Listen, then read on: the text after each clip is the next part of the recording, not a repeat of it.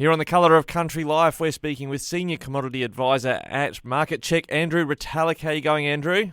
Good, thanks, Ricky. Very well. And you're fresh off of a trip through some of our broadcast areas. Just tell us where you've been in the last week recently. We are, yeah. So Market Check has member seminars, which we do. So we're to Mildura Monday morning and presenting through Manangatang and Birchip, down through Horsham and across into SA, around Bordertown and Mundalla. All right, and what sort of feel did you get across the meetings you had there with the local farmers and your clients? Look, all pretty positive, to be honest, especially sort of up north. They had a pretty perfect start. Crops looking great. Probably looking for a bit of a drink coming up in the next few weeks, but over this winter period, feels like everyone's pretty comfortable and looking forward to the season ahead. Yeah, we'll be chatting with the Weather Bureau shortly, and it does look like there's a bit of wet coming on Monday, Tuesday. But moving on to the markets and grains, there's been a bit of a roller coaster for wheat. Yeah, absolutely. Geez, it has been a wild roller coaster. Plenty of pressure there. We've got the Northern Hemisphere harvest, of course, underway. So that's primarily the reason we're seeing the weakness. Yields okay in the US, quite start with a long weekend to kick off with. And Europe looking better now that they're starting to shift north after some pretty poor results with that French crop. And Russia, of course, now as well getting underway with their harvest. Now we hit July. So a big potential record for them in the high 80 million tonne mark, which the market's relying on, and you've still got the Ukraine issue going, of course, as well. Yeah, we noticed that there was some a strategic island, Snake Island, that Russians, whether they said they'd lost or they said they were handing it over. Anyway, it's been captured, and that might mean some goods can even move out of Ukraine as well. Yeah, that's right. I mean, look, Russia's been picking up a bit of Ukrainian grain and putting it on under Russian flag. And so this is where Turkey's been involved also.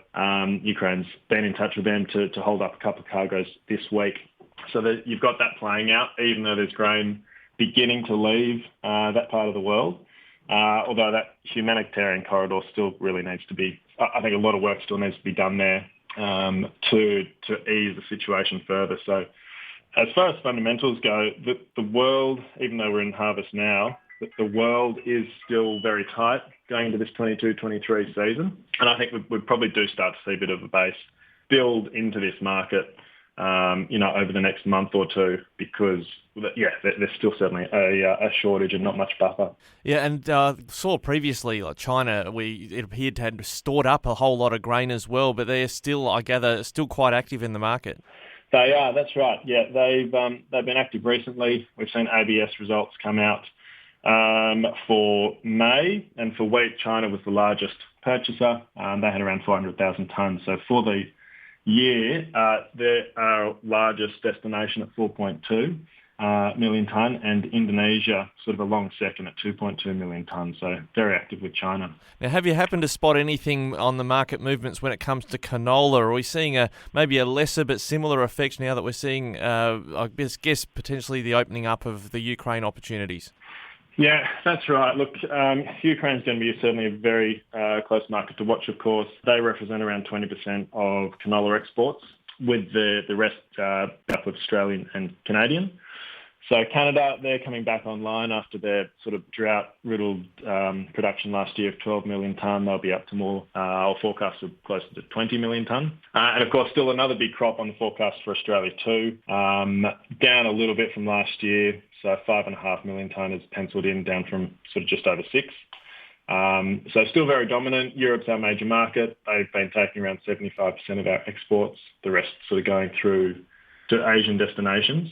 But the big oilseed driver recently is still this palm oil, actually, which is the dominant volume in oilseeds overall. This is the one where Indonesia. This is where Indonesia's had. I thought it was only temporary. They were shutting down the exports of their palm oil. That's right, temporary shutdown. And there's been recent sort of headlines that may already be starting to lift just to get things active again. But as a consequence of that palm oil movement, you've seen like Natif rapeseed through Europe, Canadian canola, and then of course us as well, being negatively impacted by those moves. Yeah, I think that ban, when it first came out, I forget who we talked to, it might have been Tess Walsh previously, the indication was, well, Indonesia didn't have a lot by way of storages or usage domestically, so at some stage, be like Australia trying to sit on all its grain. Got to move it somewhere.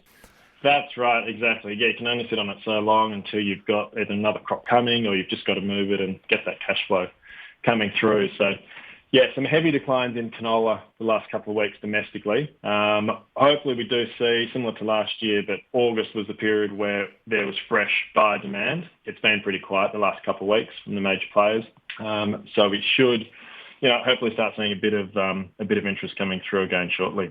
Andrew Retallick, Senior Commodities Advisor at Market Check. Thanks for joining us again today. And where can people find out more about Market Check or get in touch with you?